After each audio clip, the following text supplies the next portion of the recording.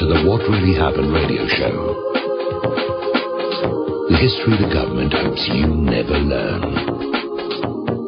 Here is your host, Michael Rivero. And aloha, America. Welcome to our show today. It's Tuesday, April 7th, 2015, and we're getting into the week. We've got a lot of stuff to talk about today. The phone lines are open, 877-300-7645, 877-300-7645. Tom is sitting in our control room, twiddling the dials, keeping us out of trouble, and ready to answer the phone when you call on in, and I see somebody's already ringing the bell right now. The death toll continues to rise in Yemen as the conflict rages, and unfortunately a large percentage of those continue to be civilians. And it is just a monstrous onslaught. Saudi Arabia is now dispatching paratroopers to drop into southern Yemen to help the forces loyal to the former president, Hadi, regain his country.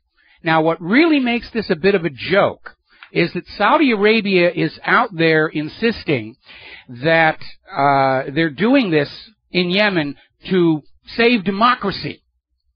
And that's an absolute cruel joke for two reasons. First of all, Hadi was installed in a U.S. intervention. The Yemenite people didn't vote him into power.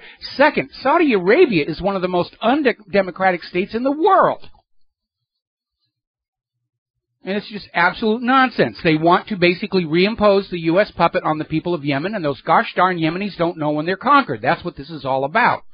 Now, this has caused a great deal of upset within Saudi Arabia itself, where the indigenous Shiite population is very angry that their government is attacking Shiites in Yemen.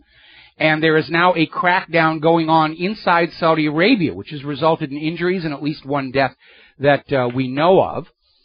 And basically saying that the Saudis are cracking down because they're afraid of potentially nationwide protests against the intervention in Yemen. So the Saudi government is having to wage war not only against Yemen, but against its own people. All right, we're going to grab ourselves a phone call. We're going to take Adrian in Texas. Aloha. Welcome to the show. What's on your mind? Hi. Hey, how's it going? Fine. Thank you very much for taking my call. I have a question. I used to be a very big supporter of Ted Cruz. Yes. Because maybe out of ignorance or something, I used to follow his, whatever he was doing, he sounded very like he was doing the right thing. Nowadays, they always do. They always do. Rand Paul's already out there saying, we're going to rebuild business, we're going to do this. Of course, he's also screaming, the enemy of America is radical Islam. So, you know, he's definitely not going to get my vote. And now I hear about his wife being part of, like, I think I heard it from you, actually. She used to work for Goldman Sachs. She was part of Council on Foreign Relations. You don't get much more involved with the system than that. I mean, and so, I don't know. I kind of feel like maybe he's there to pull votes away from somebody more like a Rand Paul or a Ron Paul or something like that. And so I'm kind of wondering what your take is on that. Well, I think Rand Paul has daddy issues over his father, and he wants to eclipse his father, and he doesn't care what compromises he has to make to get there. And very clearly he has come in to the point where Ron Paul has openly said, I don't agree with what my son is saying.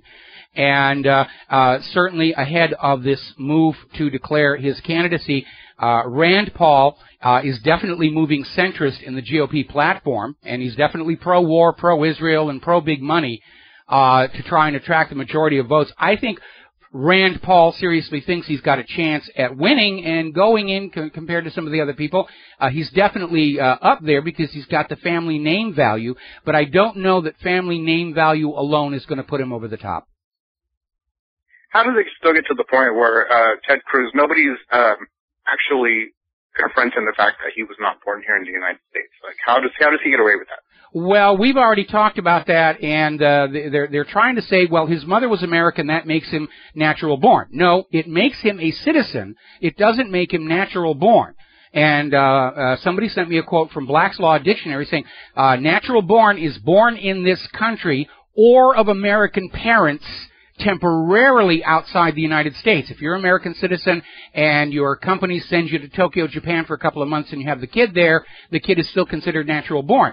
But Ted Cruz's mother was not temporarily out of the United States. She was a resident of Canada at the time she met her Cuban husband, got married, and they had little Ted, and then emigrated back to the United States. So under the Black's Law definition, Ted Cruz does not qualify.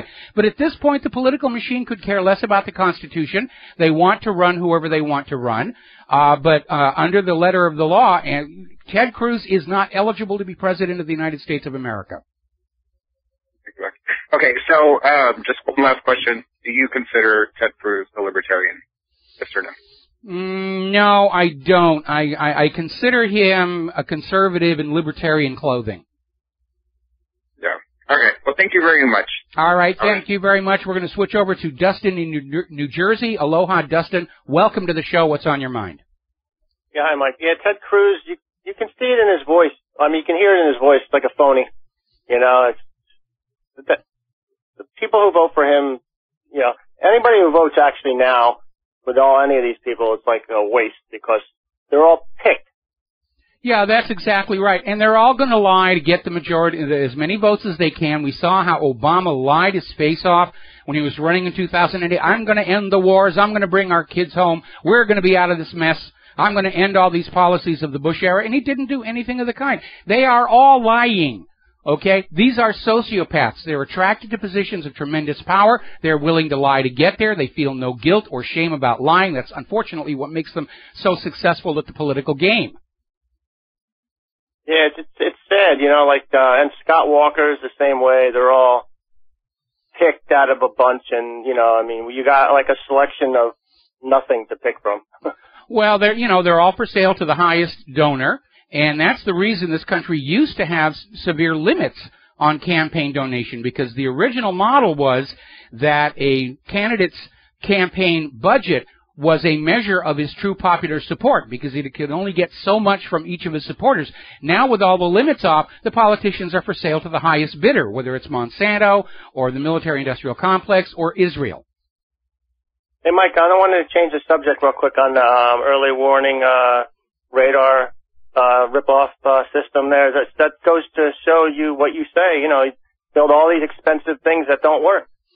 Yeah, and they really don't. That's the C-based X-band radar, and it's a bit of an annoyance here because when it's not out being tested, it's moored here in Pearl Harbor, and every once in a while our Wi-Fi will go wacko. Now, my understanding was they're not supposed to fire up the high-powered radar while they're in port because it can cause damage, but every time they're in port, we seem to have a lot more troubles with our Internet than when they're gone.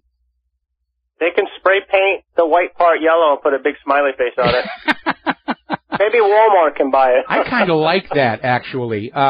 Well, you know, apparently the problem with the C-based X-band radar is it's very sensitive because its beam is focused so tightly. But because of that, there are gaps when it's being used as a search radar. One thing it would be very effective at is an air defense weapon, because with that much power going out the antenna, they could cook a flight crew inside its aircraft. And I don't want to give them any ideas, but the only other idea I have is to gut out all the radar stuff and turn it into a floating university. It can't detect a sub either. No, it can't detect a submarine. It definitely can't do that. All right, thanks, Mike. All right, thanks an awful lot. We're going to let you go. Now then, getting on to the situation, the growing brouhaha between Congress and the White House over Iran. Mitch McConnell is out there screaming Congress will respond legislatively to the Iran nuclear bill. Now, Mitch just got back from a meeting with Netanyahu, who's over there in Israel with a Senate delegation to go on over and get their marching orders. And he comes back and says, Congress, we're in charge now. We're gonna kill this deal any way that we can. And there is a huge chorus of people signing on to this thing. Chuck Schumer is out there openly defying the White House on Iran. More when we come back from these commercials.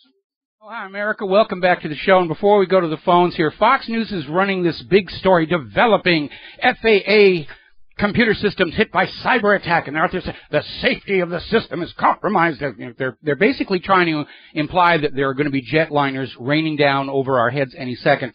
And what actually happened is back on April 2nd, almost a week ago, the FAA computer security people found one email infected with malware. And that's all that this is about. But Fox News is up there, and, trying to push cyber attack terror meme. And let's face it, we all get an email pretty much every day with malware in it. Doesn't mean our systems are going to crash. And obviously, since the FAA caught it, tells us that their cybersecurity is actually pretty much doing the job it's supposed to do. But Fox News is out there saying, oh, you could fall out of the sky, terrorists could hack your plane, and all the rest of that. Which I think, all morning I've been watching Fox News, and they were doing stories about how this is the 90-some-odd anniversary of the release of the original King Kong. We're being conditized. There's a lot of stuff they don't want you thinking about, which is, of course, why you're listening to this show. All right, we're going to grab ourselves a phone call here. John in Barbados. Aloha, John. Welcome to the show. What's on your mind? Hello, Michael. Yeah, looking at this nonsense coming out of the Congress about how they're going to scupper the Iran nuclear deal. I mean, they're making themselves look stupid and irrelevant. Remember, there's 5 other nations involved in the P5+1. Any one or all 5 of them can take it to the UN Security Council and completely circumvent the idiots in the Congress. Now, wait a minute. You've got it a little bit backward. This whole agreement originated in the UN Security Council. P5 stands for the 5 permanent members of the United Nations Security Council. Congress has no jurisdiction over the United Nations. What they're going to try and do is put through a law saying this is not an agreement, this is a formal treaty requiring the ratification by the United States Senate. That's basically all that they can do. But what's really amazing, every single American ought to be watching the United States Congress right now, which has been ignoring and neglecting the problems inside our country, and look at how hard they're working to please Israel, even to the point of undermining the office of the presidency. And, of course, obviously, they're all in violation of the Logan Act. They should be looking at jail terms. And it's grandstanding, and they don't care how they look to the American people. They just need to look really good to, Israel, because Israel's writing these huge campaign checks for 2016, and Israel's in control of the American media, and they are the kingmakers in our political system. I would like to see that reversed in 2016. I'd like to see the American people stand up and decide that anybody who's a friend of Israel, should move there and not be allowed in our government. Well, I understood that anyway, that, the P5 is a UN-based group. But the whole thing, is nonsense coming out of this irrelevant Congress. They are completely irrelevant to this process. It's the UN that is taking charge of the process.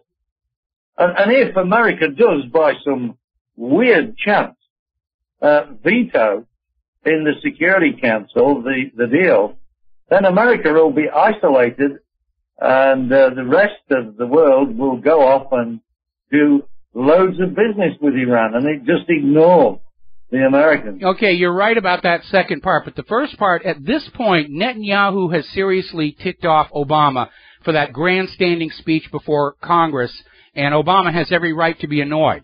So Israel cannot count on a U.S. veto in the Security Council. However, obviously, France's President Hollande and Canada's President Harper are very much Israeli stooges at this point. It should be obvious. And they may exercise the veto on Israel's behalf. But what the U.S. Congress can do, if they get a veto-proof majority, and supposedly they're within a few votes of getting there, they can pass new sanctions against Iran, which are effective only against American companies. And you're absolutely right. The U.S. will shut down all business with Iran, and every other nation on planet Earth will rush in to fill that vacuum. They'll be making money, and our economy will take another hammer blow. And yes, moving on to this conflict in the Yemen, I mean, it looks really serious now, because apparently some group, Al-Qaeda group, have crossed the border from Yemen into Saudi Arabia, and are now in the process of attacking a Saudi military base. I would want to see confirmation on that, because for al-Qaeda to attack Saudi Arabia looks to me like a contrivance to allow the U.S. to directly militarily intervene in Yemen, because Saudi Arabia's bombing hasn't really accomplished much of anything. And so the U.S. is looking for another excuse to intervene in Yemen for a second time. And this story of al-Qaeda attacking the Saudi base, we know that al-Qaeda, like ISIS, is a manufactured enemy who's always going to do what is going to help the U.S. push its agenda. And so I would be very, very careful about that story. Yeah. Well, I mean, they're all manufactured terrorist organizations, everything from ISIS, al-Qaeda, and the Haqqani network. All of them. Even the Taliban. I mean, the Taliban are just the Afghans fighting against the invaders, and these invaders are committing daily war crimes against the nation. So it's understandable. Okay.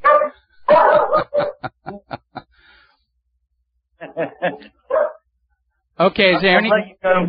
Dogs are barking, so I'll listen to what you have to say in reply. All right, thank you very much. We're going to let you go here. We're coming up on a commercial break. Yeah, at this point, we already know that al-Qaeda is phony, and I think that's the reason they got de-emphasized and they came up with ISIS. They're the understudies. They're the new uber villain we're supposed to hate so much that we won't think about why we're invading all these countries. But I think this idea of al-Qaeda attacking a Saudi military base opens the door for direct U.S. military intervention. And this is a U.S. operation. They just wanted it to look like it was Saudi Arabia's idea. But from the point of view of the United States, they intervened in Yemen. They installed this President Hadi. The Yemenite people don't want him. They're trying to kick him out. And the U.S. wants to go in there because, by golly, once you are conquered by the United States and become one of the controlled provinces, you stay that way. And the United States is looking at a major crumbling of its foreign policy since the end of World War II, where more and more countries are kicking out their U.S. puppet rulers, or as we saw in Ukraine, they're simply breaking off parts of the country and saying, we don't want to be ruled by Kiev, we want to go over and be friends with Russia. And if the momentum on that continues, then the U.S. conquest of the world is in serious, serious trouble. Actually, it's already seriously in trouble. We'll be right back after these words. Aloha, America. Welcome back to our show here. So getting on back to this chasm that has opened up between the United States Congress, the finest Congress money can buy, and the White House regarding the Iran deal.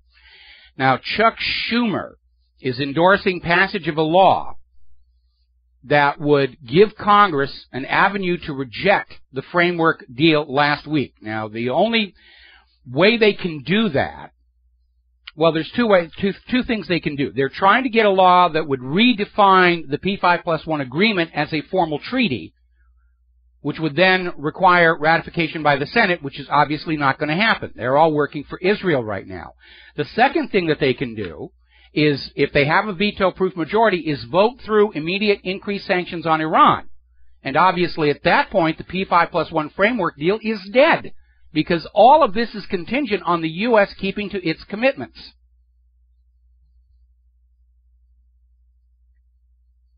Now, Rick Perry is out there saying, and he hasn't declared for president yet, but he's saying that if he were to run for president, if he gets elected, the very first thing he's going to do is repeal this agreement with Iran. Here's your rifle, Rick.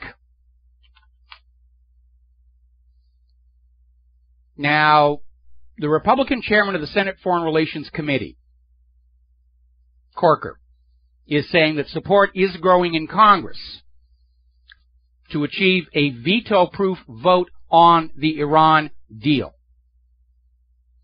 Now, again, any bill that gives the Congress say in foreign policy is a violation of the Constitution and the Logan Act. I've laid out the two quasi-legal venues by which Congress can do this. Pass new sanctions, or they can try and pass a law that says this is not an agreement, this is a treaty. But again, because the P5+1 deal originated in the United Nations, where the Congress of the United States of America has zero jurisdiction, legally they're on very, very thin ice. The only foreign policy decision Congress is allowed to intrude on is whether or not we go to war. Congress can declare war. That's one authority they have over the White House. The President cannot declare a war. Congress declares war, or does not. Short of that, the Constitution places foreign policy, negotiation with foreign governments, exclusively under the White House and the State Department. Every member of Congress who's working for Israel's agenda against Iran is in violation of the Logan Act. And I hope that all Americans are watching this Congress who have neglected our country, our people, our children, the people of Detroit, the people of Baltimore. They're without water. 93 million out-of-work Americans. Because they're all so busy, oh, we've got to make Israel happy. We've got to make Israel happy. And I hope you'll all remember this spectacle, this fiasco, this debacle next year as we go into the primary season here. Another story coming out of the Real News. Larry Wilkerson, former chief of staff to Colin Powell, says some Republicans are acting on their prerogative. Others are just maliciously trying to destroy the president and his legacy. It doesn't matter what they're doing, why they're doing it. What matters is what they're doing. They're undermining the White House. They're engaging in foreign policy, which they are not allowed to do. And basically what it comes down to is, in exchange for campaign donations from AIPAC, the current United States Congress is willing to sell your sons and daughters into the military service of Israel as mercenaries, sending them to their deaths or crippling injuries. That's what Congress is trying to do. It's a modern-day slavery. In exchange for money from Israel, Congress is going to sell them your kids to fight a war for them. That's what Congress is doing. By the way, you ought to keep an eye on that 13th Amendment, involuntary servitude. Now, a story coming out of Jewish Times. Israel details requirements for final nuclear deal with Iran. Israel has created a list of modifications they say must go into the final deal with Iran. Okay? So, picture this. Bob and Tom are working out an agreement between them. Maybe Bob is selling Tom a car, something. And then the neighbor, Steve, barges in, uninvited, and starts telling Bob and Tom what they should agree to. That's what Israel is doing. Israel is Steve, not part of the negotiation, barging in uninvited and telling everyone, this is what you have to do. You have to do this and you have to do that or I won't be happy. Who cares if you're happy? Obviously Congress does. If Congress doesn't keep Israel happy, all that money and media support dries up.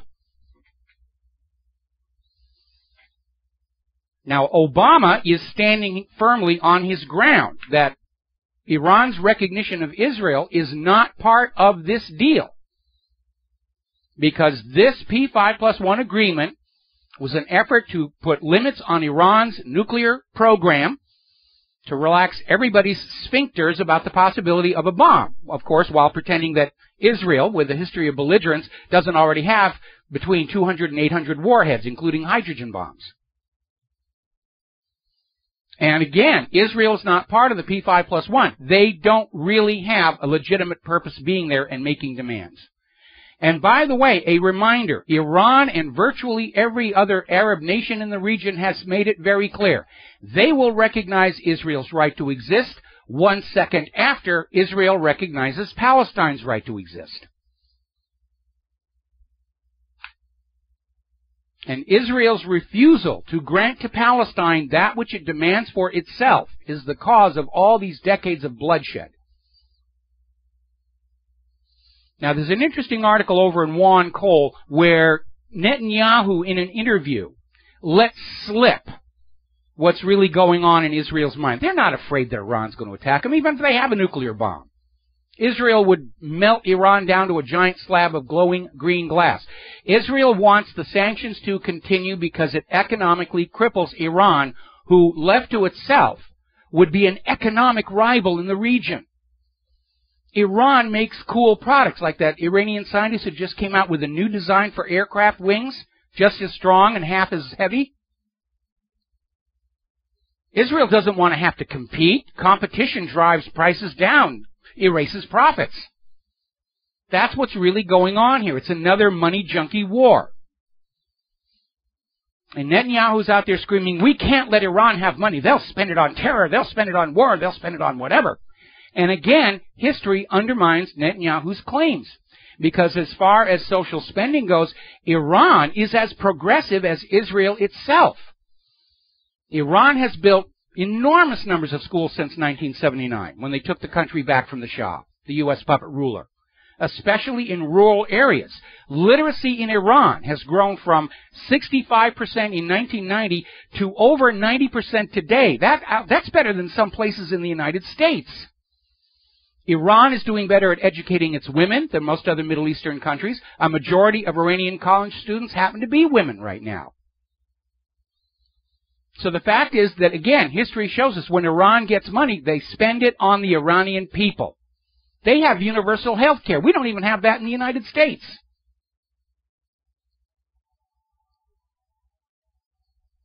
But Israel just wants to erase regional competition, political competition, economic competition. And for that, they're willing to buy your sons and daughters' lives from members of the United States Congress to send them off to war. That's what's going on here. It's another banker's war, another money junkie war. All right, we'll be right back. Aloha, America. Welcome back to the show. Now, in our last segment, we were talking about how Netanyahu let slip that Israel's real agenda in wanting to crush Iran has nothing to do with the fear that Iran is going to attack Israel, because Iran has not attacked another nation in a war of aggression in over 200 years. Netanyahu wants to get rid of a regional economic rival. Same reason Winston Churchill wanted to drag Germany into war. Couldn't compete with their economy because Germany had gotten rid of their private central bank, and Iran today operates without a private central bank. And Charles Krauthammer has waded in on the same topic, that if the sanctions are lifted, Iran will receive billions of dollars, and that can't be allowed to happen. All the money is supposed to go to Israel. We're not supposed to let anybody else have it. It's all about the bankers. It's all about the money junkies. And now's the time for you to look at your children, if you have them, and say, am I willing to let this son or daughter be killed or crippled to make the bankers richer than they already are? And then you have to be prepared to act on that choice you make. Now, meanwhile, Israel is relying less and less on the U.S. to implement its own version of foreign policy, and they're turning to France and Canada. And apparently Canada has issued a statement that they will not lift their Iran sanctions. Doesn't matter what the deal is about, they're going to keep the sanctions. Well, of course, that's designed to force Iran away from the framework deal, because Iran's compliance with the deal is based on a reduction of the sanctions. And Canada's saying, no, we will not. And Harper's government is out there saying, even with the agreement, Iran can get a nuclear bomb. Why would that be a problem if Iran had a nuclear weapon? Iran is not going to attack the United States, which has thousands of nuclear weapons. Iran is not going to attack Israel, which has hundreds of nuclear weapons. What a nuclear weapon in Iran does is make it harder for the U.S. and Israel to invade and conquer them, which we know is on the U.S. agenda. Wesley Clark blew the whistle on that back in 2003 when he revealed there was a list of Mideast oil-rich nation targets the U.S. was planning on conquering and taking over. And Iran was last on the list in 2008. Now, there's an article over at David Duke's website pointing out something rather odd about how the media continues to spew the lies about Iran is seeking a nuclear weapon, even though there's zero evidence to support that. Meanwhile, a few weeks ago, the U.S. government declassified a document that confirmed not only is Israel a nuclear-armed state, but the U.S. government was helping them build hydrogen bombs all the way back in the 1970s. Not a word of this has appeared in the American corporate media. Not one. The only people who know about this are those who are listening to the independent media. Because they're still trying to sell the idea to the American people that Israel's a poor little harmless state. We've got to spend our treasure and our blood defending poor little Israel from the evil Arabs.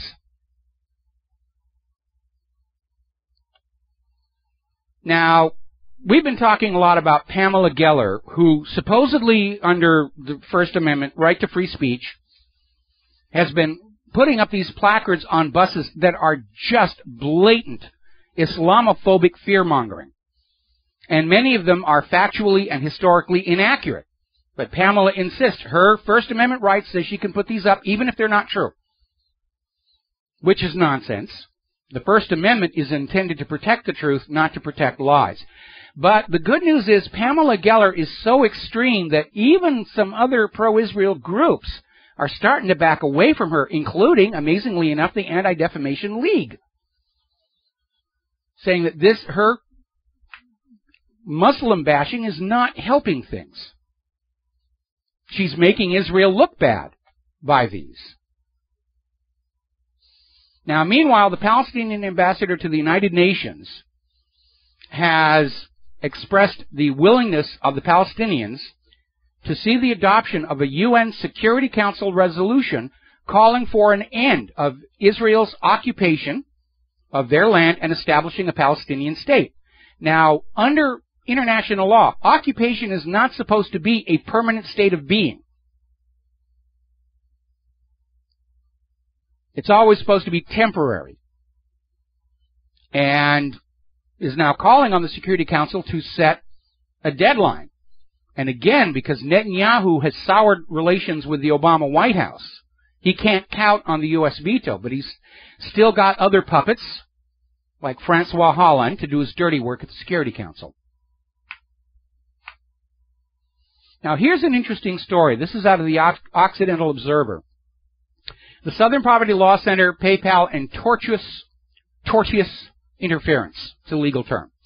Basically, what the article is saying is that the Southern Poverty Law Center, along with other groups, is starting to put pressure on PayPal and Amazon to cease doing business with independent media because they don't approve of what's here in the independent media. And if you will remember, many years ago, we went through a bit of a kerfuffle with PayPal ourselves, where they froze our donation accounts. We weren't going to be able to get our money for 6 months because they didn't approve of our content. And I went out and I found all the porn websites that used PayPal as a payment gateway, including one child porn site, and I made them all public. PayPal reactivated our account. We've been more or less friendly enemies ever since. But it is considered tortious interference when you go out and try and sabotage somebody else's business because you don't agree with their politics. It also qualifies as an act of terror under the USA Patriot Act. And these people love to do that. Years ago, we had somebody from Israel was calling every advertising agency here in Hawaii, saying, don't you do business with them. They're anti-Semites. They're Jew haters. You don't want to do business with them. And it did cost us a lot of business. But the other side loves to play dirty. And every time they play dirty, they're broadcasting the fact that they know the law and the facts and the logic are against them. So dirty tricks in the dark is all they've got left here. Now, there's a very interesting article in Al Jazeera. Mads Gilbert. Its headline, People Are Questioning Israel, and that is certainly true. More and more people in the United States of America and around the world they're not listening to Israel's propaganda any longer about being a poor, helpless little nation threatened by, the Arab nations. And they're watching what Israel does. And I hope Americans are watching what Israel is doing with our Congress right now. But Israel's impunity is now on full display. And it may not last. Whom the gods would destroy, they first make proud. Or variations thereof. Now, up in Eastern Europe, they are starting to train civilians with basic military training. And if you'll remember World War II, same thing repeated. There was the uniformed military that went off to fight the war, breathed the mustard gas, get killed. And there was the civilian guard at home, where they took a bunch of storekeepers, gave them uniforms, and said, well, you'll be on guard protecting this or that infrastructure. And it looks like they're starting to do the same over there in Europe. However, they've hit a bit of a road bump, because over in Czechoslovakia, the military reservists have released a memorandum, which they've basically all signed on to, saying, no, they will not follow NATO orders to go to war against Russia or any other aggressive war. Meanwhile, the EU ambassador to Russia is basically saying, we're not going to die for Ukraine. And basically what this is, the European Union is not going to help Kiev conquer those eastern provinces. They're not going to wage war. And they're looking for a peaceful solution. Remember what I said. These people in Europe, they've had 2 world wars on their front lawn. The scars are still visible. They don't want a third one. It's easy for Americans to say, yes, let's go to war against Russia and Ukraine. It's not our homes, our gardens, that are at risk. It's being fought in some other place.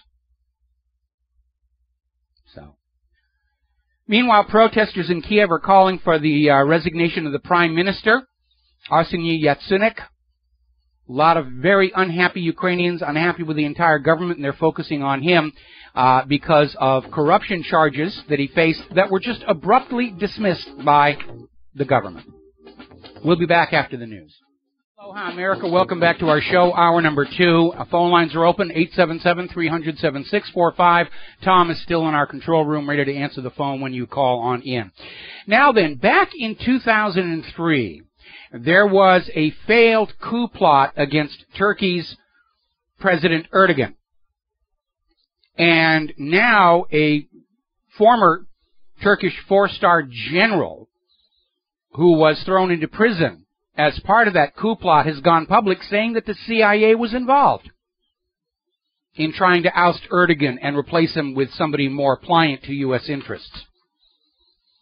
Now remember that Erdogan, for all of his faults, tends to stand up to Israel following Israel's attack on the Mavi Marmara and the execution of several Turkish citizens.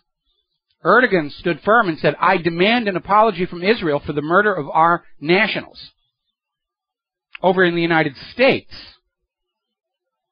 the government's response to the murder of Fergan Dogan, who was from New York, was, Israel can kill all the Americans they want. We don't care. And so Erdogan is not liked by Israel. And apparently back in 2003, the CIA tried to do something about it. Meanwhile, over in Lithuania, prosecutors have reopened their probe into the secret CIA torture facility located inside their country, and trying to find out just who it was who told the CIA it's okay to conduct torture within our borders.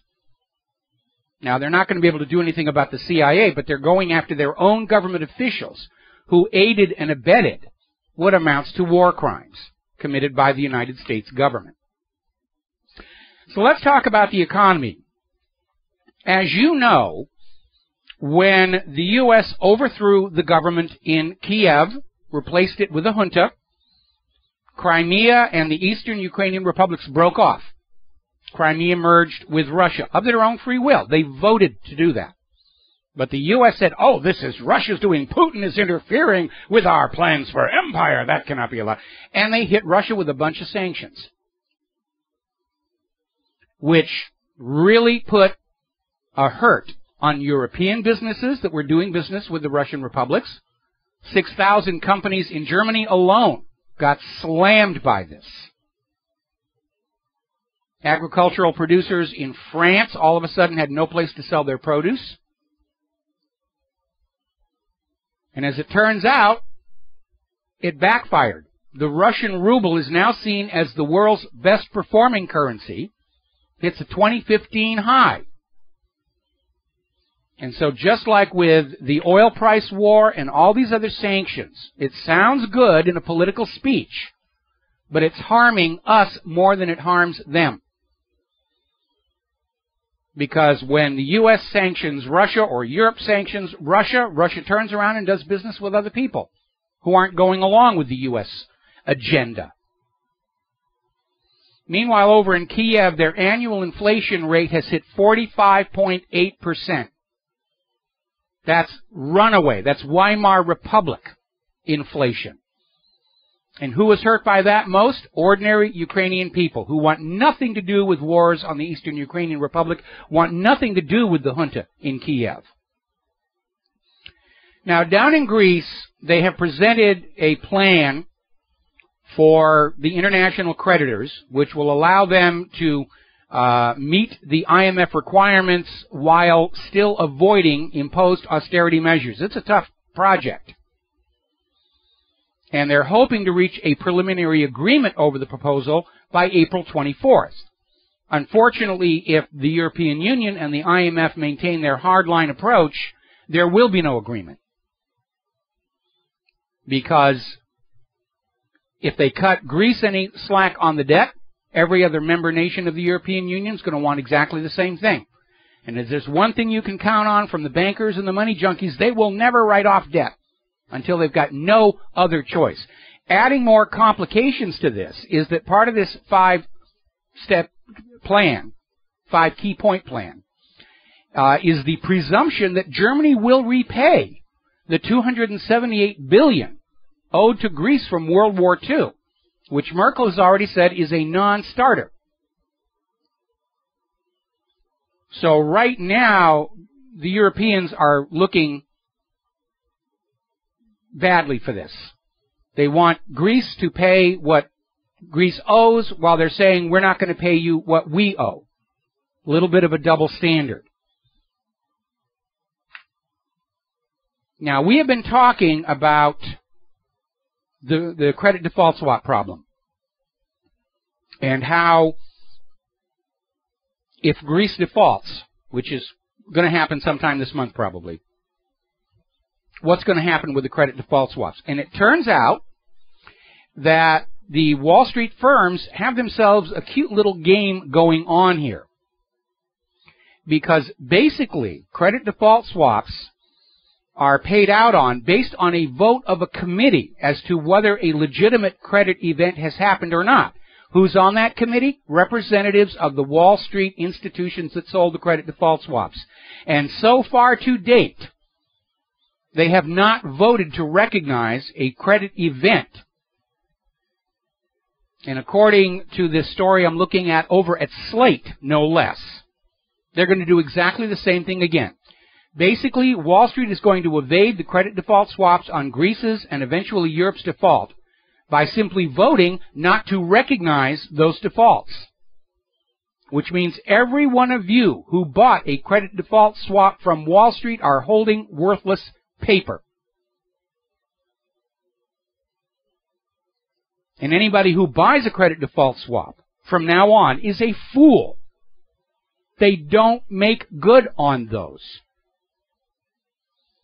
Now, when Claire and I were in New York for the 10th anniversary of 9/11, we took a walk around Wall Street just to see what it looked like. And the first thing we noticed were all these defensive blockades built right into the pavement. And now we know why. Wall Street has known all along that when push comes to shove, they're going to cheat their own customers and the American people to hang on to their wealth. And that's why all that armor is built into the pavement over there. I posted a photo that we took showing one of those barricades.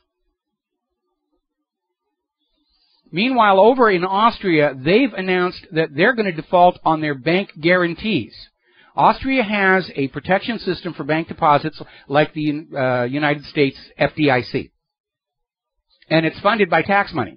So Austria has been collecting tax money from the Austrian people for decades and partly in return guaranteeing their bank deposits. Well, now Austria has simply said, well, thanks for all the tax money, but no, we're not going to guarantee bank deposits anymore. Everybody is positioning for the big crash that's about to come. And what they're doing is just setting it up so that the crash is going to fall on the poor people. The money junkies will keep their wealth, and all the losses will be dumped on you. That is economic fascism. Now, over in Donbass in eastern Ukraine, they're trying to put pressure on Germany and France to in turn put pressure on Kiev to pay the pensions that they agreed to pay under the Minsk deal. And instead, Kiev is pocketing the money that it was supposed to transfer for social payments in the war-torn areas. And Kiev's excuse is, well, they don't have a way to transfer the payments because of the war. You know, PayPal isn't working over there. Western Union isn't working over there. All right, China has now closed the initial enrollment for the Asian Infrastructure Investment Bank, and the United States is not on the list, left out in the cold.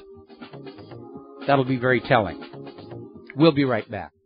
Hi, America. Welcome back to the show, and I'm looking at this bizarre discussion on Fox News right now where Hillary Clinton is expected to announce that she will run for president sometime in the next 2 weeks.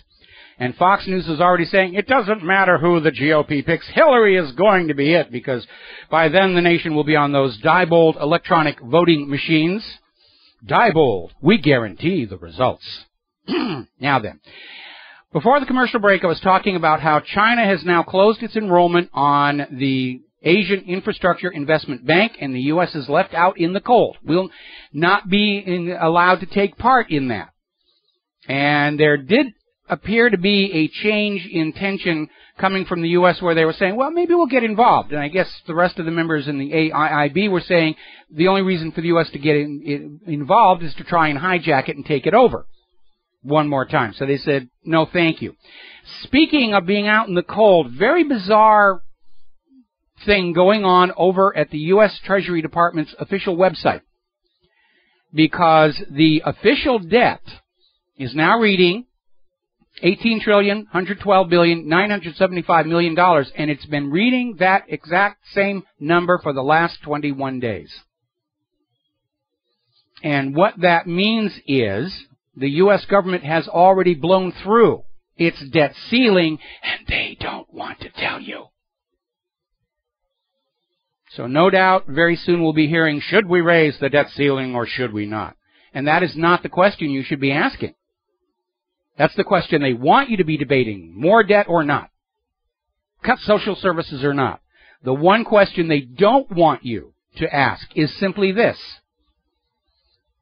Why does the U.S. government, which is authorized by the Constitution to create and issue a debt-free currency, instead borrow that currency at interest from a privately owned bank, thereby plunging future generations of Americans into unpayable debt?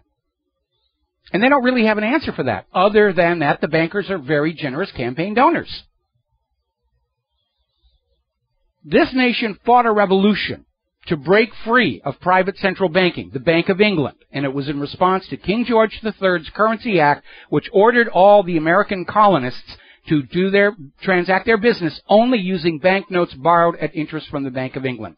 And it took only a few years of this to drive the American colonies down to the same poverty and squalor and hardship that you saw in Britain at the same time. The East End, if you've read the works of Charles Dickens, or the situation of life during the time of Jack the Ripper, you'll understand what happens to the ordinary population under private central banking. So the U.S. fought a revolution to break free. And one of the revolutionary things they did was to continue the policies of the separate states of issuing their own currency from the government, spending it into circulation to buy what the government needed. The currency would flow through commerce without accruing interest and would be taxed back at the same amount at the end of the cycle to balance the books. And it's a very powerful economic system for the nation and its people. And it allowed the early America to just prosper. And of course, the European banking families absolutely hated that. Because the reality is, a nation enslaved to a private central bank cannot economically compete with nations that have a free economy, a public currency handled as a public utility. And so they politicked and bribed their way into the first bank of the United States.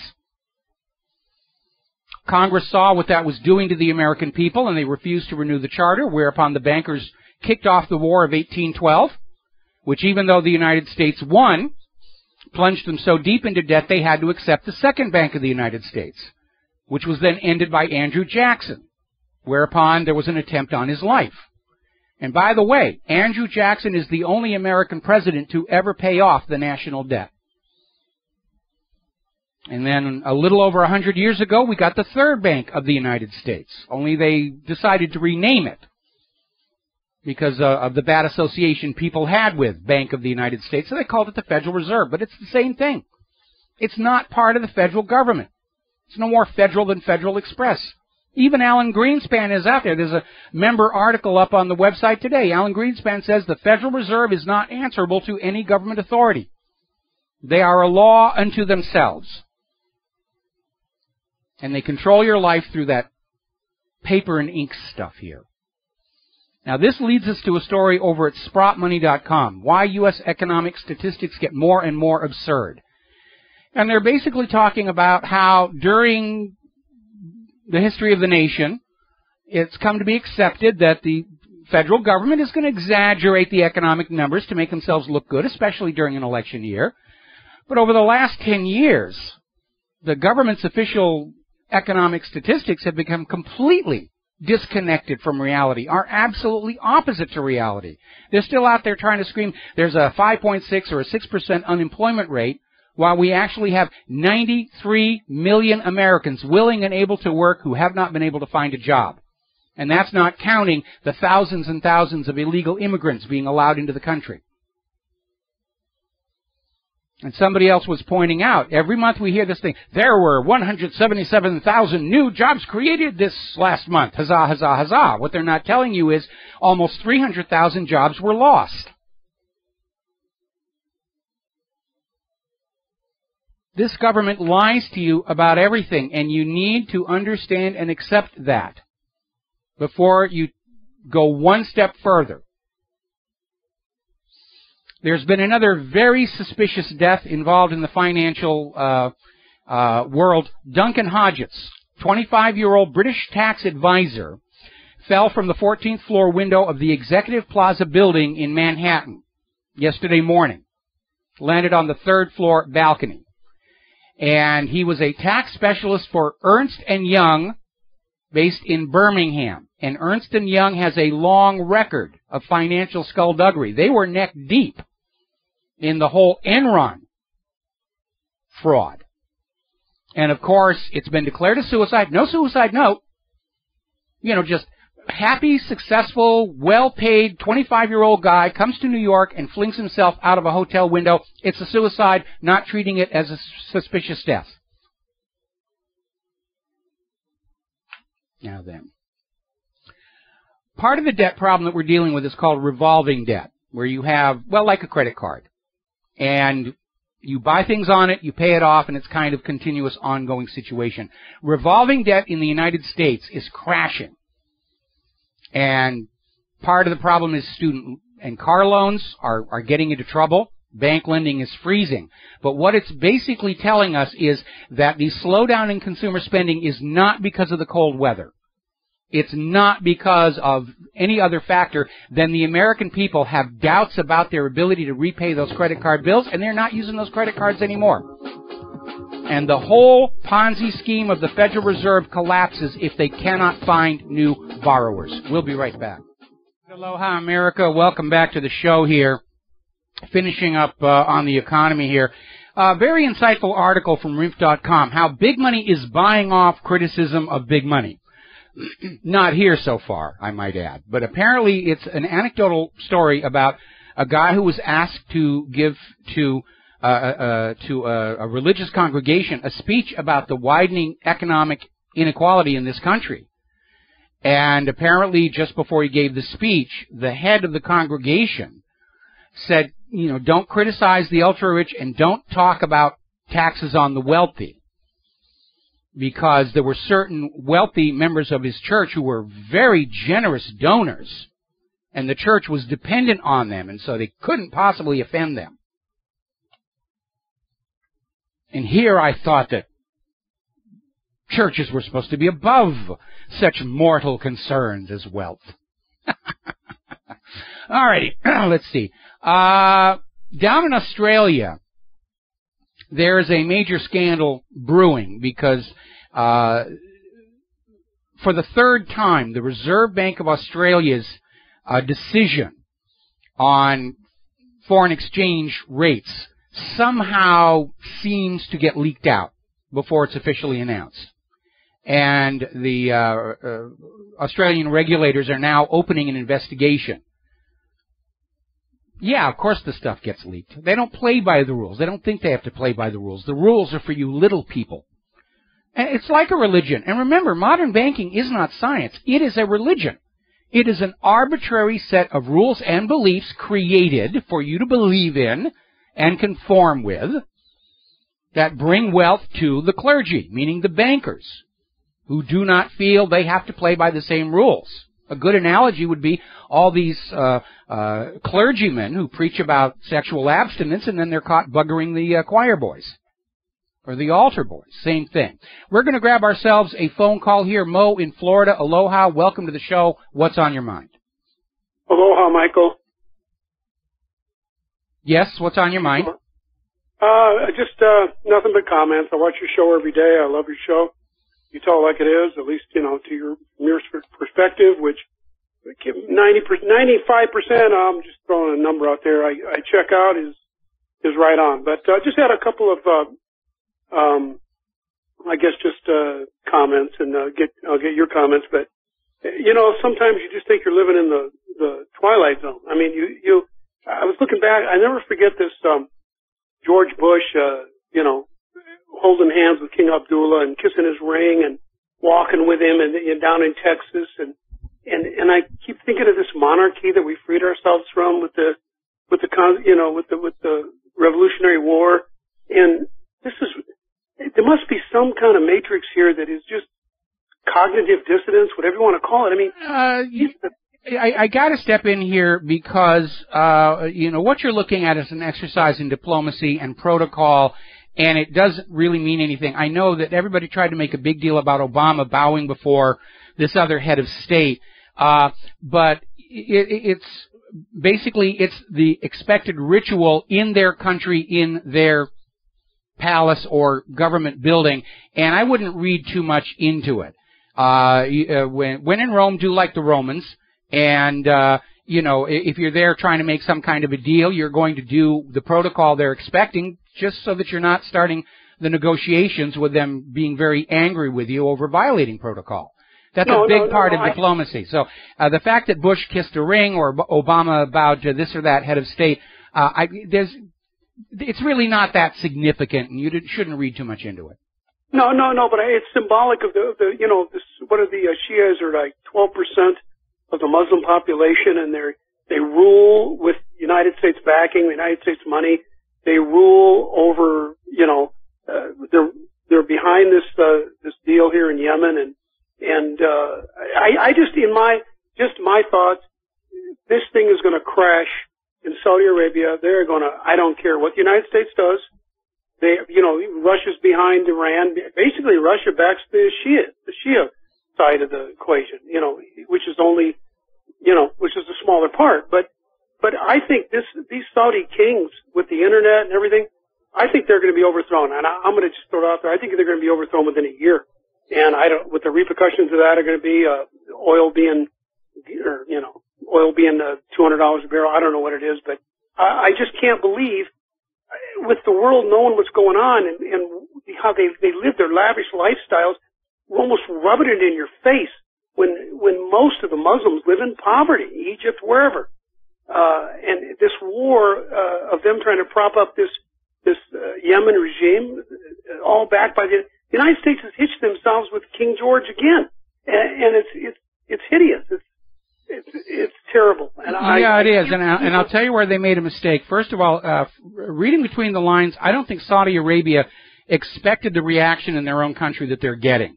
And they're having to do a crackdown. And remember, we have a coffee cup we sell in the store.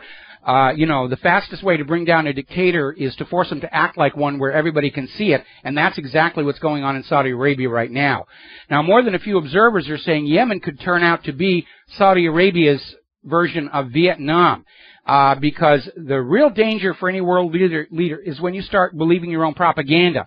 And we have all been told that this Shiite, these Houthis, discontent, attacking the government. And that's not what's going on. This is the people of Yemen who are sick of U.S. puppet rule, kicking that puppet ruler out, just like Iran did in 1979. The Saudis are airdropping weapons into the people of Yemen they think are on their side. And I think when Saudi Arabia actually invades, they're going to find themselves on the receiving end of those same weapons. Because what we're seeing across the world, during this push for a single global government, we're seeing the beginnings of a global revolution where everybody's saying it's time to get rid of these money junkies and these royalties and these, elite politicians, and let's just have our own little country and take care of ourselves as best we can. Michael, you keep saying it like it is. I can't say it any better. Thank you, man. Well, thank you very much for the phone call. We're going to let you go right now. Now, as you're already hearing, because, they're just broadcasting it all over the corporate media, Rand Paul has declared that he is running for president, and the reactions are mixed. Obviously, the people who are going to be lining up against him for the GOP primaries are already on the attack. It's one of the risks you take when you're one of the first ones to announce your candidacy.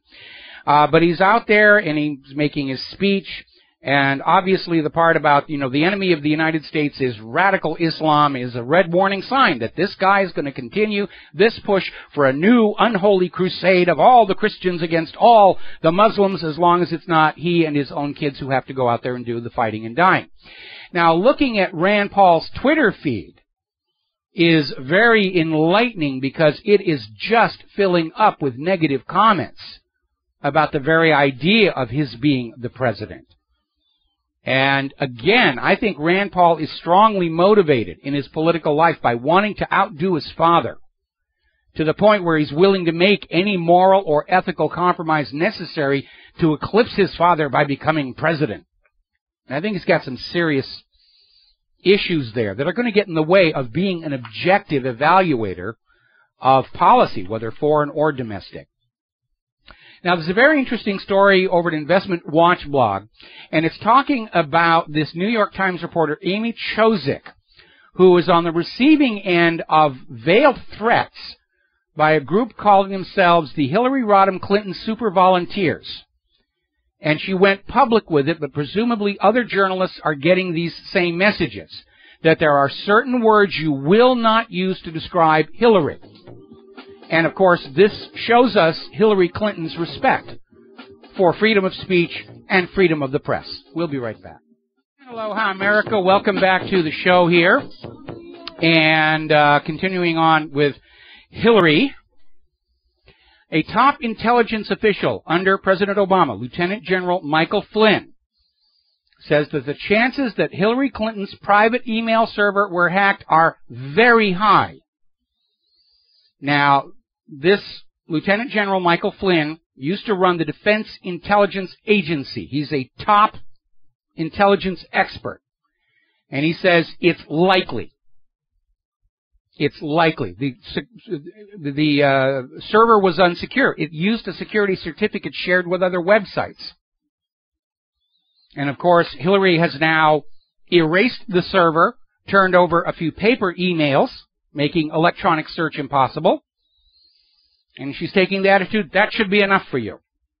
How dare you question me, Queen Hillary the First. John McCain has announced that he will rerun for his Senate seat next year for a 6th term.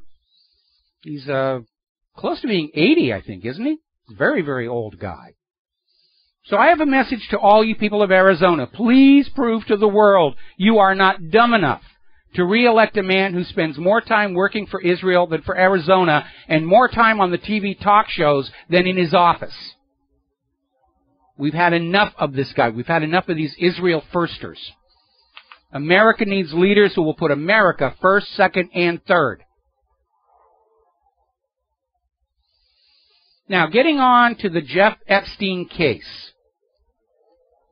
Very rich guy, politically connected, had his own private island where notable individuals were getting their jollies with underage naked girls.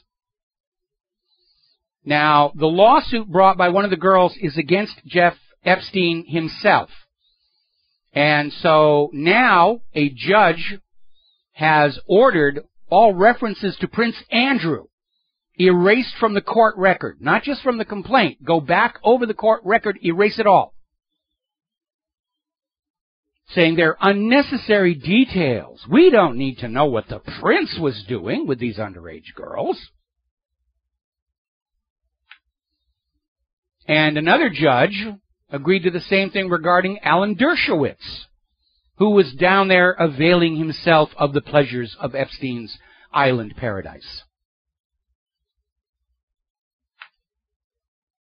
So we're not supposed to know they're doing these kinds of things. It's too late. It's already out on the net. Does anybody really think that Prince Andrew and Alan Dershowitz's reputation is going to magically be healed by this? Of course not. Going to a federal judge to get their names erased basically underscores there's a cover-up. We may not even know the full extent of what happened down there. Because of things like this, we're now seeing a new poll. 97% of Americans, including both Democrats and Republicans in the same measure, agree the time has come to end government corruption in America. Which I guess kind of means firing virtually the entire government. Because I think the non-corrupt members of our government can be counted on the fingers of one hand of a particularly clumsy chef. Now, we're getting word from Eritrea. They are now kicking out all U.S. non-governmental organizations. Remember, Russia did this not too long ago. They found that U.S. aid was funding opposition, trying to stir up trouble. And now the president of Eritrea is saying all of these U.S. non-governmental organizations have to go.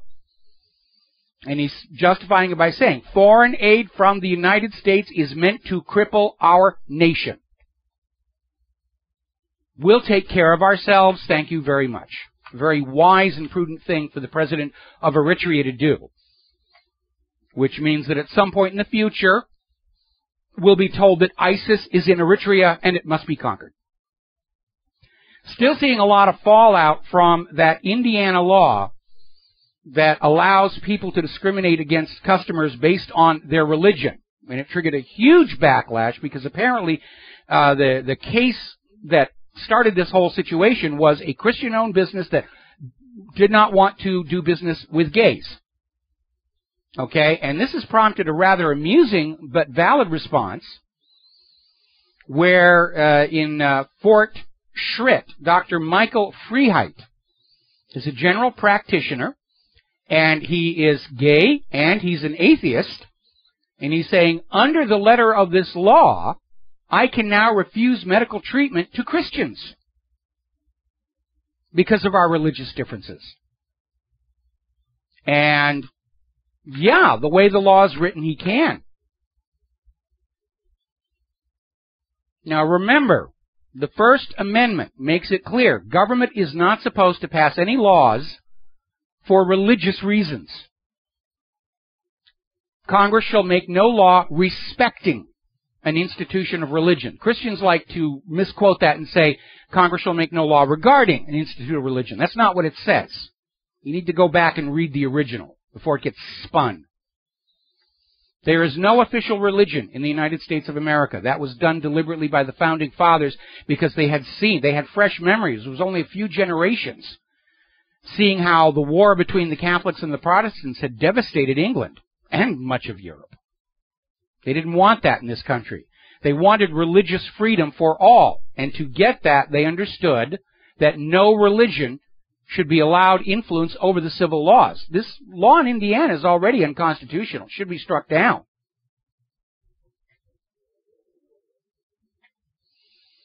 Very alarming story, again from Investment Watch blog.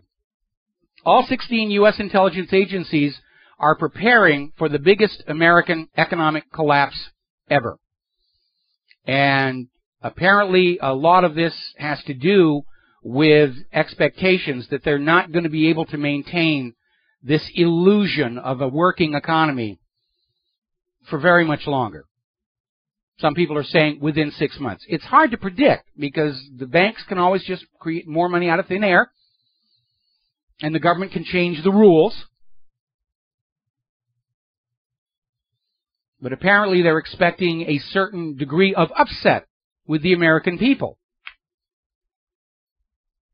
And they're preparing for it. And let me tell you what that really comes down to. Let us say that you own a business and you hire a manager to run the business. Then years later you discover the manager has not been doing a good job. Worse, this hired manager has been stealing from you and lying to you to cover his tracks. So you decide you're going to fire him, which is your right. But the manager, your employee, pulls a gun on you and tells you that you will not fire him, and in fact, you got to give him a raise. And that's exactly what's happening today in the United States. The U.S. government is an employee of the American people. They've mismanaged the nation onto the edge of collapse, lied to us, stolen from us, and now wants to point guns at us and tell us that they should be allowed to keep their jobs, to go on stealing from us and lying to us. Go back to the Constitution and the preamble. We the people. This is our nation. We allow a government to manage it for us as our employee, as the caretaker of our national sovereignty, but only as long as they comply with the restrictions on the job, which is the Constitution and the Bill of Rights.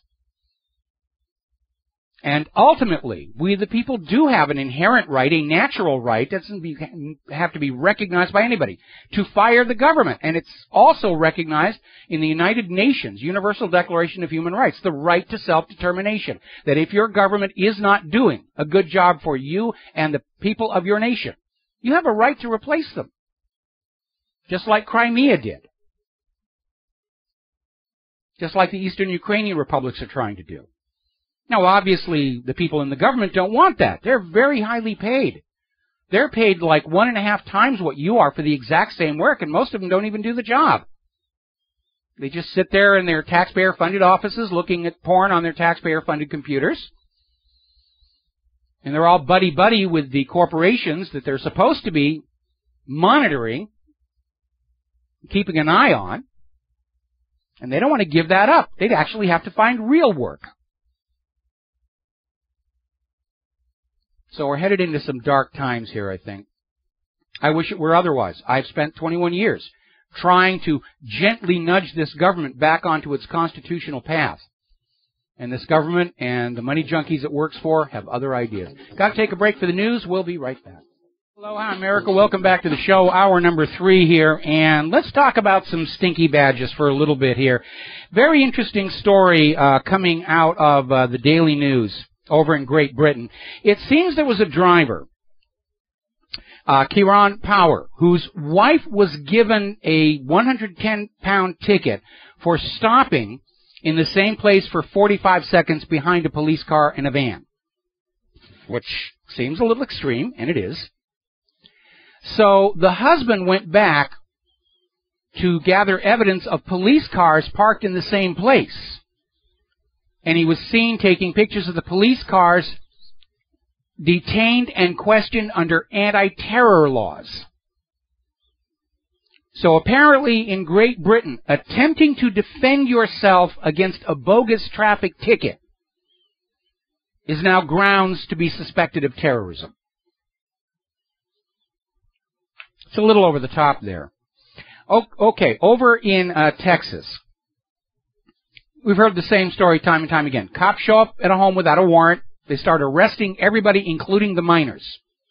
Then they start threatening anyone who's recording with arrest and demanding they all delete their cell phone videos. And here's where it gets interesting. Because one of the Texas police officers ordered the man to delete the video because it was evidence. Okay, well, destroying evidence is a jailable offense. And again, the courts have ruled repeatedly that when the police are in public doing their job on the taxpayer's dollar, they have no expectation of privacy.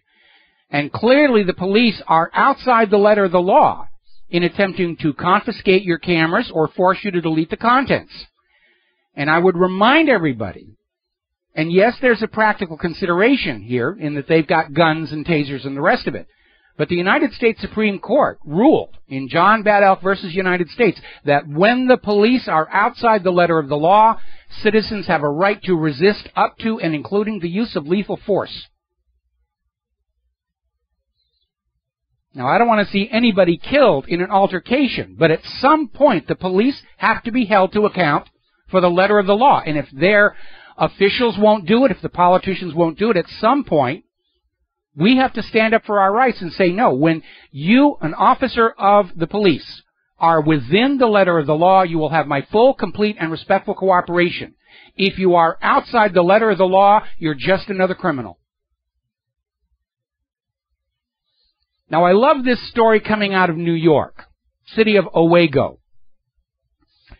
Couple named Stephen and Cindy Dunlop. Okay? Their house got raided. SWAT raid. This is an elderly couple. And the warrant said they were looking for a meth lab and guns. They didn't find any. They found quilting supplies. Cloth, thread, needles, patterns. Because Cindy was running a quilting supply business out of her home. Little entrepreneurial activity. And apparently the police had just been watching the neighborhood and they saw one too many people going in and out of the house. Oh, it must be a drug lab. They must be dealing meth. They must have guns. That was the entire foundation for the warrant. Too many people going in and out of the house.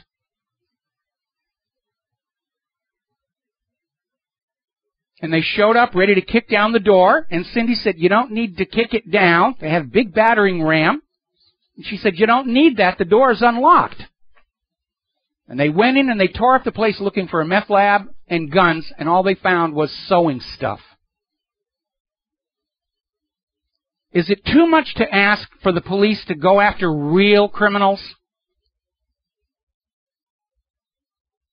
Now, because of incidents like this, and certainly that tragic shootout over at the Empire State Building, where 8 bystanders were shot, all by the New York Police Department, there's a growing activist group in New York City calling itself Disarm NYPD.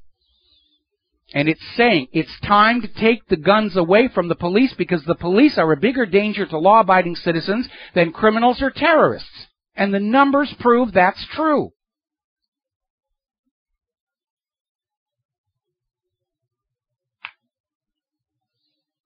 I love this story out of Utah. I don't know about you, but when I was a kid, we were all big on building tree houses and forts, and during the winter we'd make the forts out of snow. Or cartons during spring, set up a little cardboard carton fort. Well, apparently a father in Utah built his kids a cardboard box fort in his own yard. And the city government of Ogden has ordered him to dismantle the fort or face fines because the structure is in violation of building codes. It's a toy. It's cardboard. And apparently, things are so good in Ogden, Utah, that the city council's got nothing better to do than watch out for those dangerous cardboard carton forts. Ever hear of the law of the hammer? It basically says if you give a small child a hammer, everything they encounter needs pounding. And it applies to politics. When you have a bunch of politicians and they can't deal with the real problems, they'll start making a big fuss over minor issues to prove their worth to the community and why they deserve those excessive salaries and the exalted perks that go with the job. The city council in Ogden, Utah, is powerless to deal with the economic realities of this country. And worse, they're too cowardly to stand up and point the finger of blame where it's supposed to go. So they're going to prove their essential position in society by going after this father for building a cardboard box fort in his own yard for his kids to play with. Is that not one of the most ridiculous things you have ever heard in your life? Now, you probably heard this on the SRN news break, where apparently people getting their crotches groped and their laptops destroyed by TSA will occasionally lose change into those bins that they don't pick up. Now, when I travel, I'll put all my loose change in a clear plastic baggie, so I don't have to deal with that, picking them up one by one. But apparently over the last year, the TSA acquired $675,000. $250,000 just picking up the spare change dropped by all the people who are having to empty their pockets into those plastic bins. And apparently, there's already an argument about where it's supposed to go. Now, the law says TSA can just take that money and spend it wherever they want. You know, parties, strippers, who knows what they're going to spend it on. But now members of Congress are saying, well, really, we ought to take that money and put it some. So they're fighting over that. And yes, $675,000 is a lot of money to somebody like you or I. But apparently Congress is so desperate for money, they're just anywhere they can get it here. Now, yesterday I was talking about John Oliver's interview with Edward Snowden, and I didn't think Oliver showed him proper respect. And maybe it's because Oliver had been 10 hours on an airplane to get to Russia. Snowden showed up late, and John Oliver's ego was getting the best of him. But apparently over in New York, in Brooklyn, somebody added a very well done bust of Edward Snowden and fused it to the top of a war monument in Brooklyn, a memorial to Revolutionary War soldiers. And, of course, the Parks Department has now removed it. But I think Snowden does deserve a statue. And he does deserve to be remembered. And I don't think he's a traitor. I think he's a hero. He's a man of immense courage for doing what he did, to let Americans know that their government has gone off the constitutional reservation and is spying on us to a greater extent than the KGB spied on Russian citizens, the Stasi spied on the East Germans, the Nazis spied on, again, the Germans. We're there. And Snowden told us that. We'll be right back. Aloha, America. Welcome back to the show. We were talking about Edward Snowden, and he deserves a statue, if not his face on a postage stamp, for all you falafelists out there. And that leads to this next story. Now that the American people know they are being spied on continuously by their own government, while real criminals and real terrorists are able to stay invisible, the U.S. has justified all of this with 9/11. Oh, after 9/11, we've got to watch all of you. We never know where the next terrorist is going to appear. Well, I can help you with that. Just follow those undercover FBI informants. They're always setting up some poor dumb loser to be the next terror threat. But the reality is that the U.S. government has been spying on you long before 9/11.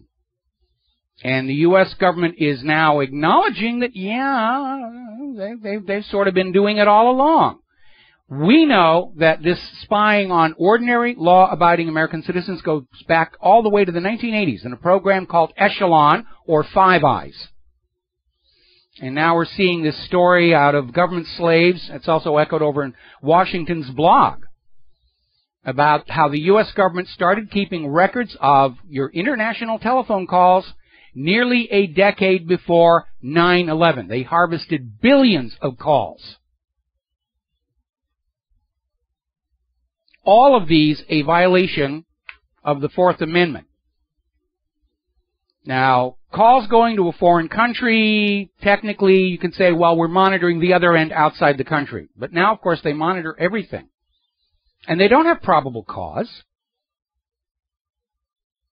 They don't have probable cause to think that 330 million Americans are all terror suspects. They're just worried and afraid. They can't lie to us with impunity any longer.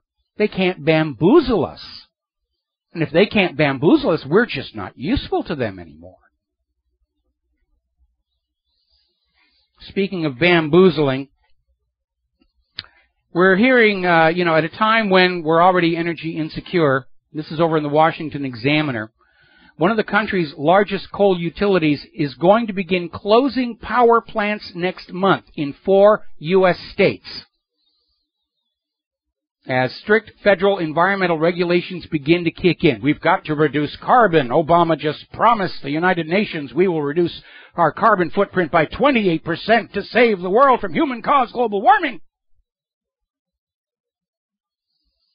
And by the way, the shutdown of these coal-fired power plants was not the cause of the blackout that hit Washington, D.C. earlier today. Now, the carbon Nazis are still pushing this nonsense that the world is getting warmer. It's all caused by your carbon dioxide. You've got to be taxed. You've got to be controlled. I was shocked to see Truth Out, which normally is bang on for the reporting, run an article by Dar Jamal declaring that so far, 2015 is the hottest year yet.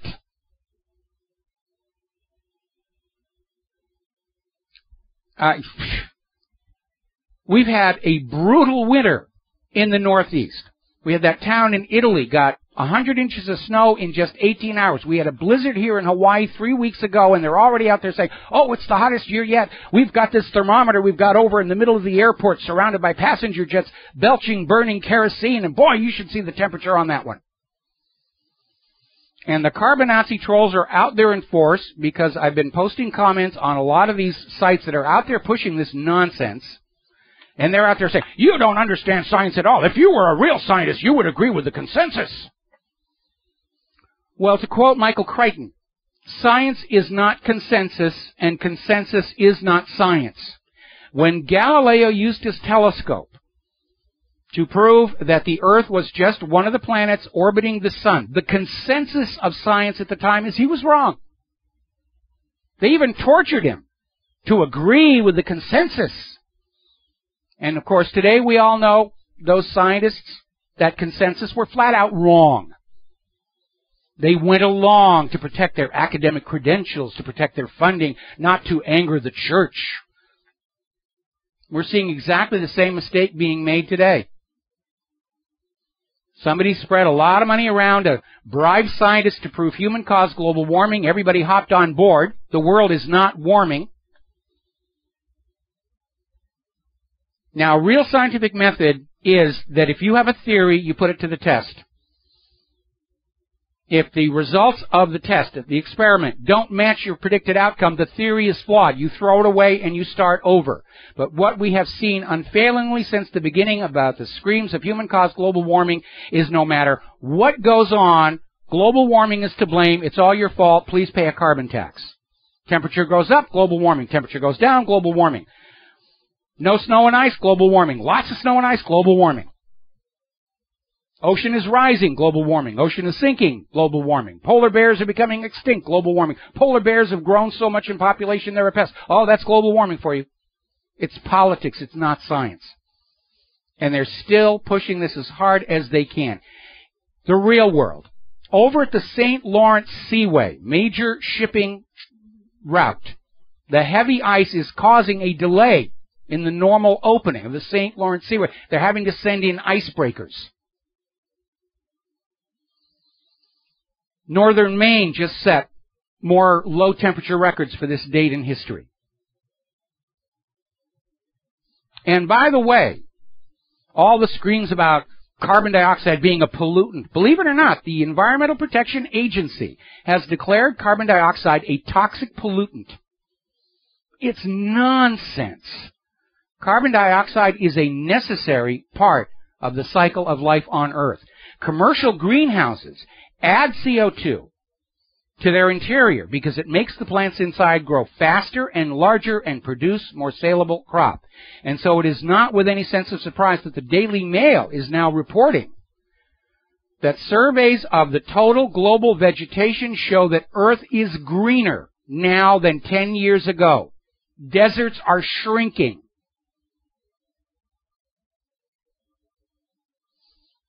But global warming is a political issue.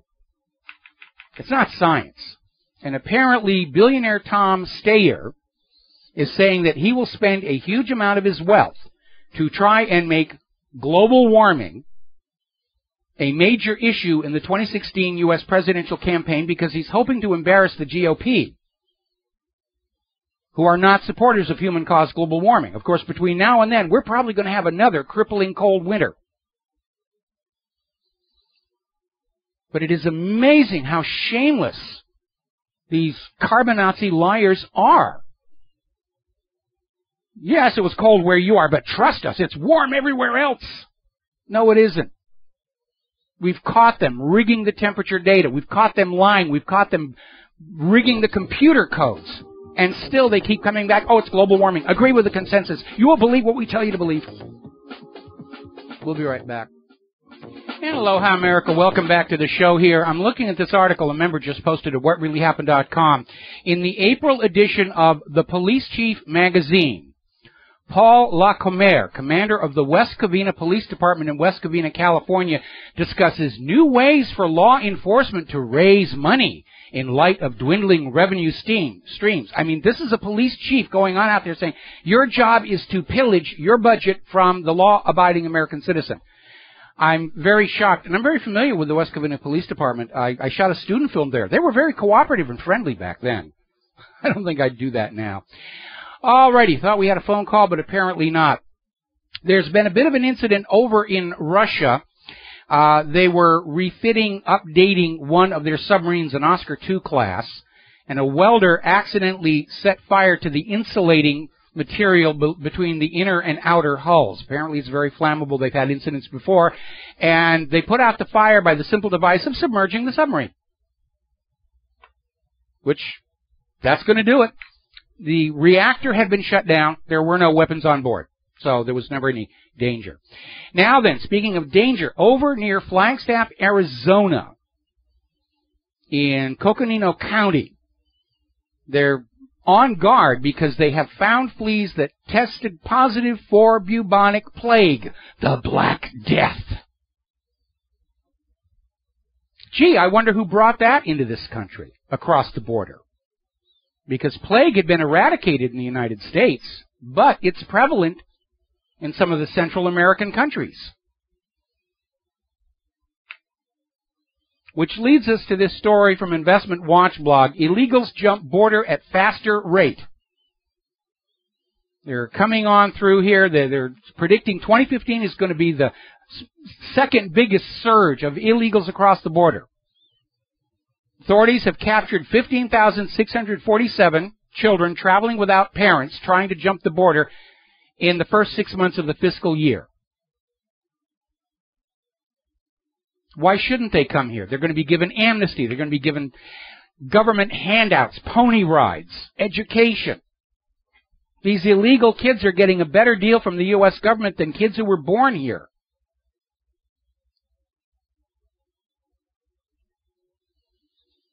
Now, the New Yorker magazine has come out with an interesting article, and it's a good one for the New Yorker, which tends to sort of, not want to rattle too many cages. But they're pointing out how we're now in an age of man-made earthquakes. And they're looking at the fracking going on in Oklahoma. Now, prior to 2008, Oklahoma experienced an average of 1 or 2 earthquakes of magnitude 3 or greater every year. Magnitude 3 is kind of at the bottom of being felt. In 2009, there were 20. In 2010, there were 42. In 2014, Oklahoma suffered 585 earthquakes above magnitude 3, triple the rate of California.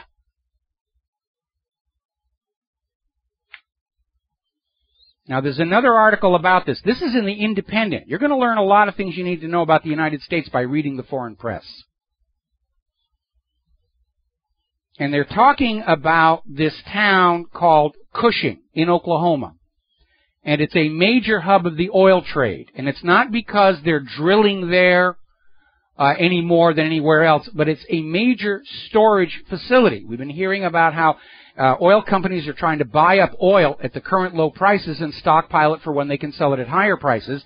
And Cushing is surrounded by these above-ground storage containers all over the area. This is a place where the phrase oil field has nothing to do with drilling.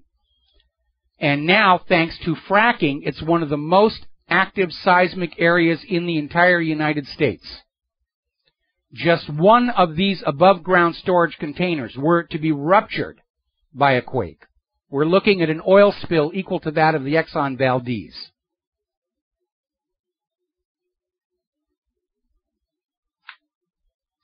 Anyway. Story out of Investment Watch blog again. Fukushima radiation has reached North American shores. This is a report coming out of British Columbia where they're locating and identifying isotopes from the Fukushima meltdown. And then they go on to say, it's no big deal. It's below the safe limits, the safe levels. Remember, of course, that Canada raised the safe level after Fukushima. So did the United States. So that they could say that. It's safe, don't worry about it. Remember when Ann Coulter was out there saying a little radiation is actually good for you? They actually expected us to believe that?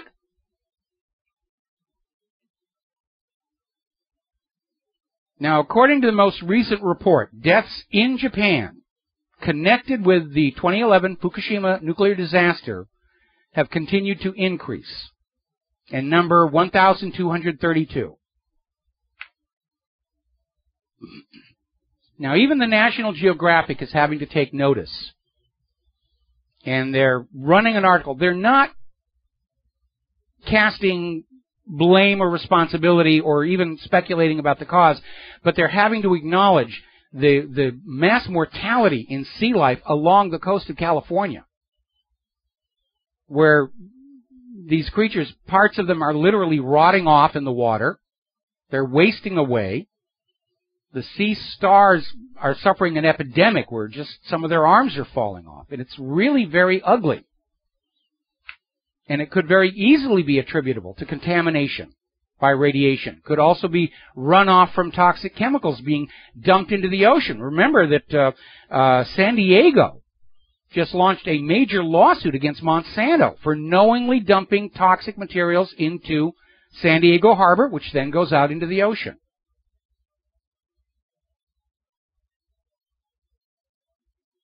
Now, we've all heard of Chantix. It's a drug, supposedly to help you quit smoking. And even the on-screen warnings in the commercials are talking about potential for suicide. And it's a very dangerous drug. Now, Pfizer has been lobbying the FDA to remove the black box warning on the drug. Because the FDA has a warning saying, this is serious stuff, and you're at risk. And for once in their lifetime, the FDA has done the right thing. They're not only retaining the warning, they're enlarging it. And yet it will still be available for sale.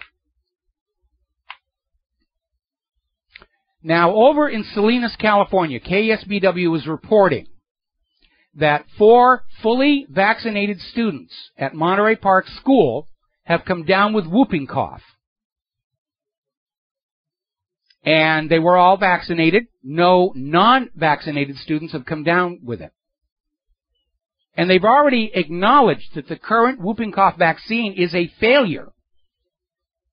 And they're trying to develop a new one. But until they get the new one, go on buying and using the old one. And it's not just in Salinas. In Park City, Utah, they've had a whooping cough outbreak. 19 kids have come down with whooping cough. All 19 had the whooping cough vaccine. No unvaccinated children came down with it. Very clearly, not only is the vaccine not protecting these students, and they've already acknowledged that, it seems to be causing the illness. There's no other way to explain the numbers where the kids getting the whooping cough vaccine get whooping cough, and the kids who aren't vaccinated don't get it. And yet the vaccine industry is still out there saying, oh, see, it's all the fault of the unvaccinated kids. Those unvaccinated kids gave whooping cough to the vaccinated kids. Now, as you know, well, we're coming up on a commercial break. And when we come back, we're going to be talking about California's draconian water restrictions. So we'll be back after these few words. And aloha, America. Welcome back to the show here. Now, as you know, California is in a serious drought. And no, it is not caused by human-caused global warming. It is caused by the failure to maintain the water distribution system. It is exacerbated by the fact that 2 of the largest freshwater aquifers in the state have now become contaminated with 3 billion gallons of toxic fracking waste.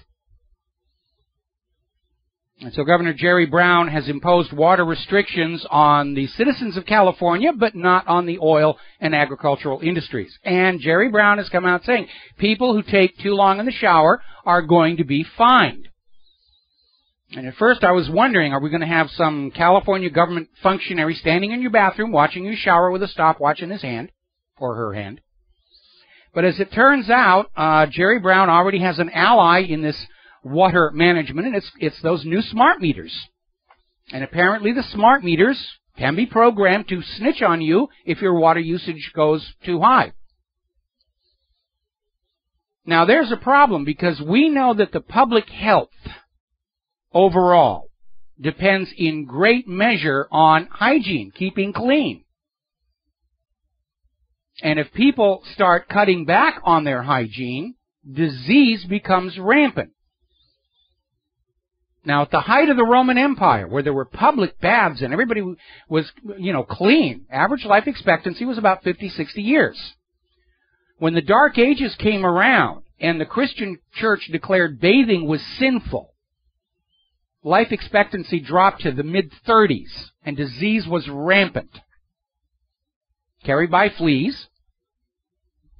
So I think there's going to be a major public health backlash from restricting this water for showers and hygiene, especially with the influx of the illegals coming over the border carrying known infectious diseases. Scabies, HIV, H1N1, possibly the bubonic plague. But the oil companies and the bottled water companies and the agricultural corporations are not facing any cutbacks, because Jerry Brown knows what's important, and it isn't the people of California. Now, there's another story being reported from CBS in Los Angeles, where apparently right after Jerry Brown's announcement of the restrictions, there was a malfunction up in Santa Clarita that resulted in some 82,000 gallons of water literally being poured down a ditch. And they're trying to claim that recent earthquakes may have caused the malfunction. They admit they can't directly attribute it, but I think what's going on is the water distribution system has been allowed to decay. It's not being maintained. It certainly has not been expanded to meet the growth in population, because the government's too busy spending your money on Wall Street and Israel and wars and stuff like that there. Okay, story out of Natural News. GMO soybean oil has been linked to obesity, diabetes, a fatty liver. But the spokespeople for the GMO companies are still out there saying, well, there's some problems with it, but it's really healthier than the non-GMO oil. Yes, it's bad for you, but it's not as bad for you as the stuff you had before. It's kind of a weird way of trying to sell the product. Yeah, it's bad for you, but it's not as bad for you as the natural version here. Roundup harms human endocrine system at levels allowed in drinking water, study shows. This is a study conducted by the Flinders University in Australia, and they found that in a laboratory study, the levels of glyphosate, which are allowed in drinking water, killed cells responsible for producing progesterone in women, leading to a drop in levels of that hormone, which triggered all kinds of other side effects. And this is not at high concentrations. This is at the level the U.S. government says you're allowed to be exposed to it. Now, there's another story coming out of Government Slaves here, where a Monsanto employee has basically acknowledged Monsanto has an entire department of their company whose sole job is to attack and discredit scientists questioning the health and safety of GMOs. Now, the World Health Organization recently classified glyphosate as probable carcinogenic.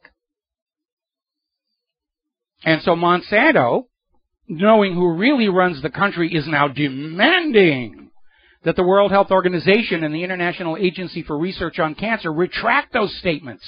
How dare you say our product causes cancer? Even if it does, you're not allowed to say that.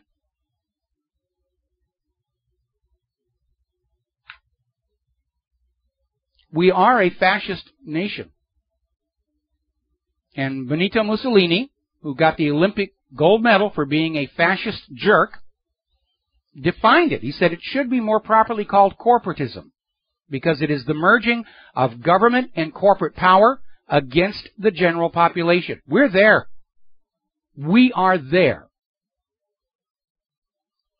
Now, here's a bizarre story. Apparently, there was a little bit of industrial espionage where some Chinese industrial spies stole some samples of GMO seeds, and they were caught using the NSA spy apparatus, supposedly, through the Foreign Intelligence Service Act court. Now, their lawyers are saying that, why are you using a machine that is supposed to be fighting terrorism for industrial espionage? And the U.S. government basically came back and said, stealing GMO seeds is a threat to the national security. That's their argument. Use a GMO seed, go to jail. And it's just another in these flimsy justifications for using this massive spy apparatus to spy on us for non-terror reasons. And I'm not agreeing with what the Chinese did. In fact, I think they were stupid. Why do they want GMO seeds? China bans GMO. But it basically proves that all of this so-called anti-terror preparation will be directed against ordinary citizens if the government has its way. Here's an interesting story. This is out of Government Slaves. Rising numbers of British people are doing their own dentistry to avoid the National Health Service waiting lists and the skyrocketing fees. And I know that sounds kind of bizarre, but for things like, re-cementing your bridge work or things like that, yeah, you can do it at home. And it is a lot less expensive to do that at home. And it's an indicator of just how stressed Britain's economy is. That British people are doing their own at-home dentistry on themselves and each other. Alrighty, let's see. Well, I'm not going to do that one on the artificial sweeteners. We've already heard about that. Basically, I'm going to sum up here. We live in an age where the government has absolutely lost any connection with the American people. They don't need us for our vote because of vote fraud. We've run out of money to give them, so we're of no more use to them. We don't believe their lies to going to war.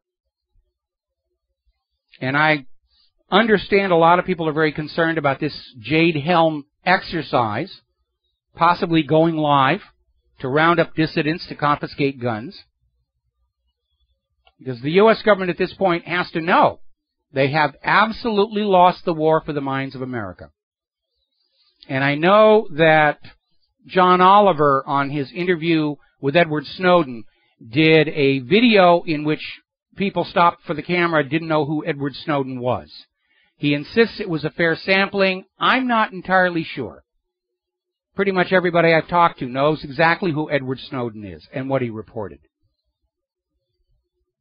But in the end here, it's a very frustrating time for me because I have spent 21 years of my life trying to head off exactly what we're facing now. And obviously, I have failed on that part of it. But I will still be back here tomorrow on the Genesis Communication Network. Until then, stay safe, stay informed, stay skeptical, get angry, make good choices. Share what you know with everybody you know. Please tell them about Genesis Communication and whatreallyhappened.com. We need your support. Corporate media is paid millions to lie to you. We're operating on spare change. We'll be back tomorrow. Aloha, America.